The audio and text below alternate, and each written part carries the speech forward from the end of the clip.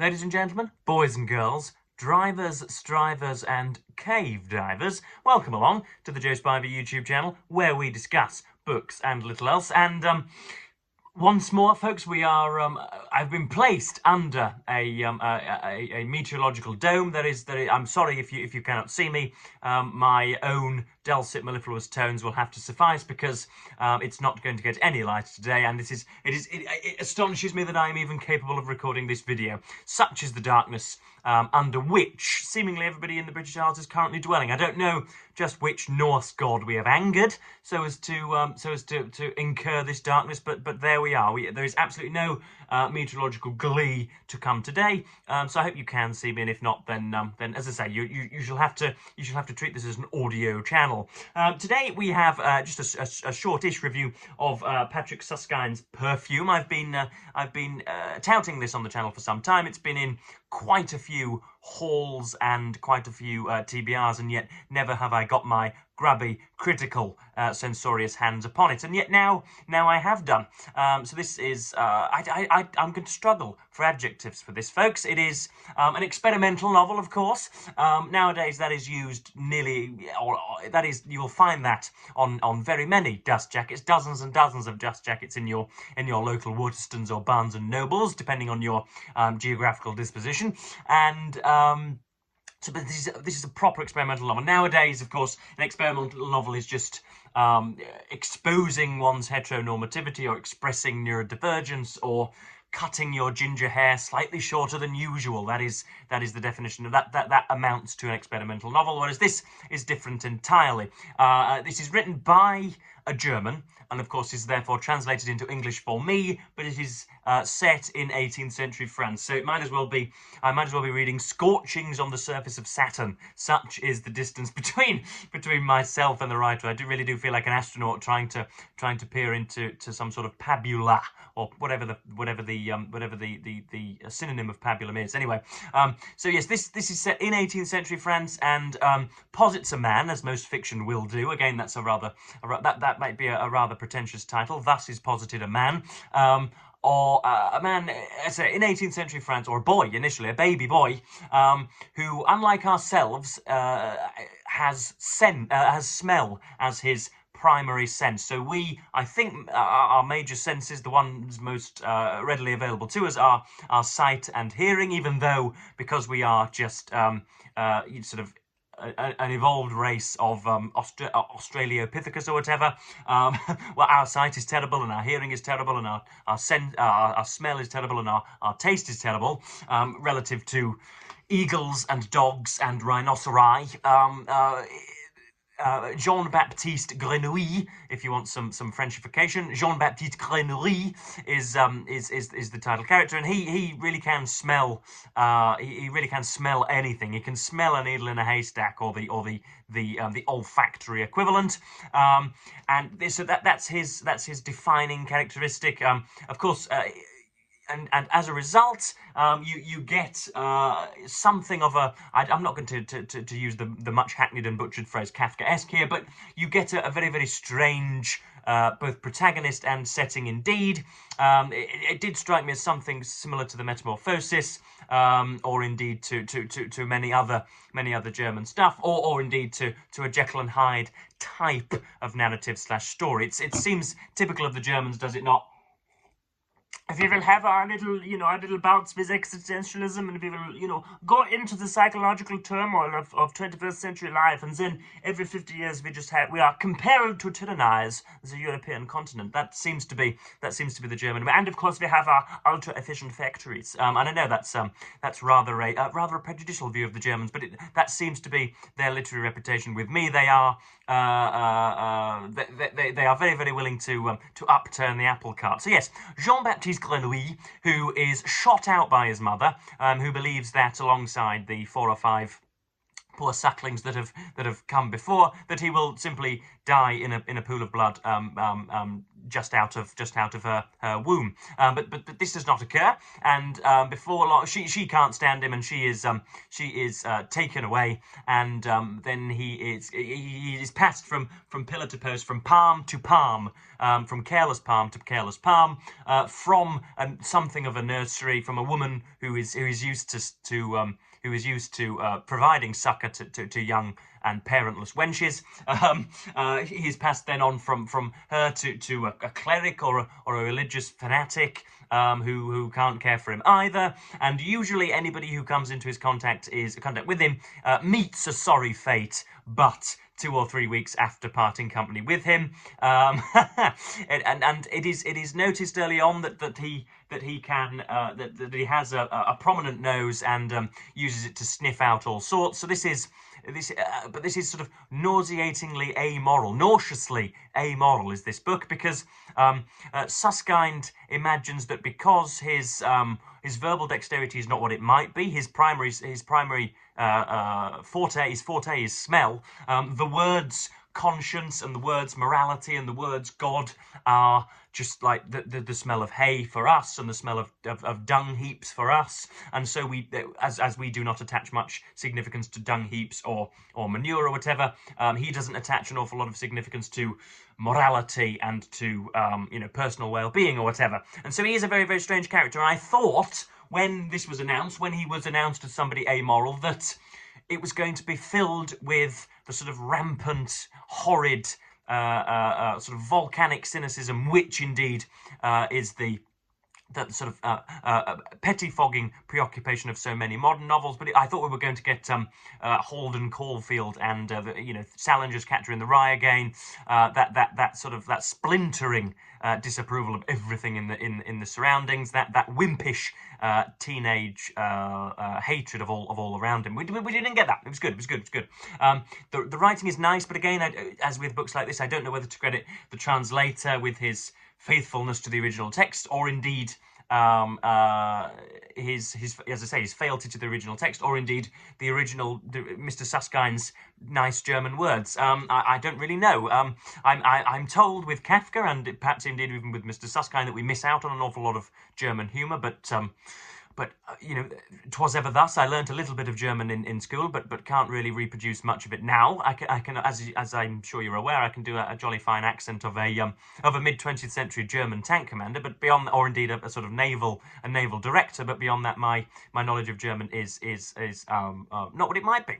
But yeah, Jean-Baptiste Grenouille and sort of goes on and on and on, and ends up in a tannery, and because he hasn't got much of a sense of he's not very tactile or whatever, he can be the sort of the worker for the tannery that is whipped and not given very many provisions, and works under the direst and worst of conditions for a pittance. But because he is so good at that, he then gets something of a reputation within the tannery. And one night he is going over to a Mr. Baldini's, who is works at a perfumery, and who resents the new world, and feels a gentleman by the name of Pelissier, a Frenchman by the name of Pelissier. He's obviously, Baldini is an expatriate over to Paris. He feels the claws of a competitor coming into his thighs, and so he's almost certainly resolves to sell his business the next day. And then, believe it or not, Jean-Baptiste Grenouille comes over with some of the hides, which Mr. Baldini will perfume for a high-ranking and much-moneyed guest. And before long, I believe it's called Amor and Psyche, I think, Mr. Grenouille is making much better perfumes for Mr. Baldini, and therefore he becomes a rich man as a result. But Mr. Grenouille gets very, very little of that. And he's always described as a rather sort of stooping, Notre Dame-esque character, somebody slightly aloof maybe, and not somebody who can be easily noticed. And that brings us on to our other point. So He has a little bit of a sojourn in the mountains for 7 years, which lends the book something of perhaps a magical, a sort of tinge of magical realism. Eats nuts and berries and slithering snakes for 7 years, and wants to be in darkness. And it was rather touching to hear of somebody who is so satisfied and content in his own company, in his own dark company, just smelling up his own heavens or whatever. So that's nice, and you've even got something of a Frankensteinian nature there, with a weird monster wandering the greenery and wanting uppermost to bat society into the periphery or whatever, and wanting his own life, his own organic life. Then after a terrible dream, he goes back into society, and that's I don't want to look much more into the story, because you have murders, and you have, as I say, immorality and amorality swashbuckling across nearly every page, and it's a strange story. It really is a thought provoker, as I think you might say. There are times where he employs what I call sandpit similes, where something is as still as a statue, or as tall as a tower, or as white as snow. Something that a 3-year-old who was spasticated on all sorts of pharmacology could think of. So I think we can ask a little more of a storied and successful writer. So bits of that, but that's really about it. I've got a few sections that I want to read out so as to give you the grasp. I did struggle with the, as I say, with the amorality. This is a common theme abroad, isn't it? I've been recently watching The Day of the Jackal, the Sky Atlantic series The Day of the Jackal, starring Eddie Redmayne, and it seems that we have become so desensitized to, and you've perhaps even seen this in some of the coverage surrounding the shooting of the abhorrent healthcare professional, or whatever, the CEO, the United Healthcare CEO in New York. Despite I believe, some of the righteousness of the shooting, there has been people falling in love with the shooter, and I perhaps think that is a symptom of our sensitization to horrid violence, and as a result of that, you get in Perfume and in The Day of the Jackal and in all sorts of other books, you get a strange apathy to extraordinary things that would make you throw up all over your front if you were to see it, and is easily brushed over. I don't know why it is that some novelists feel the need to put psychopaths at the centre of their novel and have psychopathy, have their book seen through a prism of psychopathy, because we are at such a mental distance between a psychopath. There is such a distance between ourselves and a psychopath that there can be no familiarity drawn whatsoever. So this might be some sort of postmodernistic tool. I don't know, but this is the start of the novel, where Mr. Grenouille, or we are told that Mr. Grenouille has absolutely no affiliations with moral rectitude or verisimilitude or right doing, and how he smells everything, essentially. And so he learned to speak, with words designating non-smelling objects, with abstract ideas and the like, especially those of an ethical or moral nature. He had the greatest difficulty. He could not retain them, confuse them with one another, and even as an adult used them unwillingly and often incorrectly. Justice, conscience, God, joy, responsibility, humility, gratitude, etc. What these were meant to express remained a mystery to him. So as lemon-scented wet wipes, and as I say, dung heaps, and as pyres of rubbish are somewhat of a mystery to us, perhaps, and how we can't quite distinguish certain smells. We can recognise them, but not with the specificity of a dog, or I believe a shark can smell quite well underwater, can't they?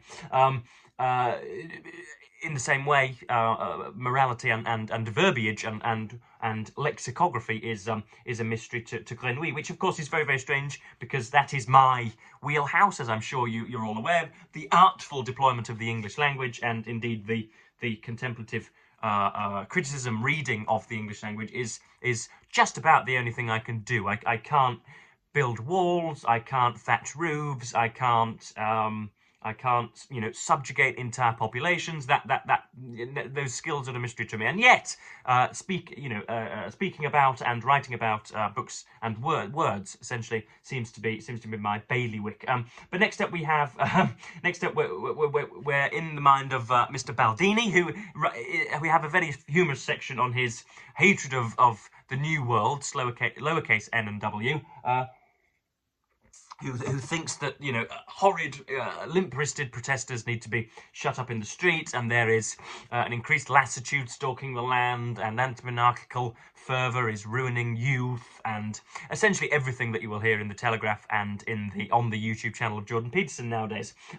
So this is Mr. Baldini berating the world, the perfumer who looks to be going out of business, berating the new world. All this insanity about speed. What was the need for all these new roads being dug up everywhere, and these new bridges? What purpose did they serve? What was the advantage of being in Lyon within a week? Who set any store by that? Whom did it profit? Or crossing the Atlantic, racing to America in a month, as if people hadn't got along without that continent for thousands of years. Hear, hear.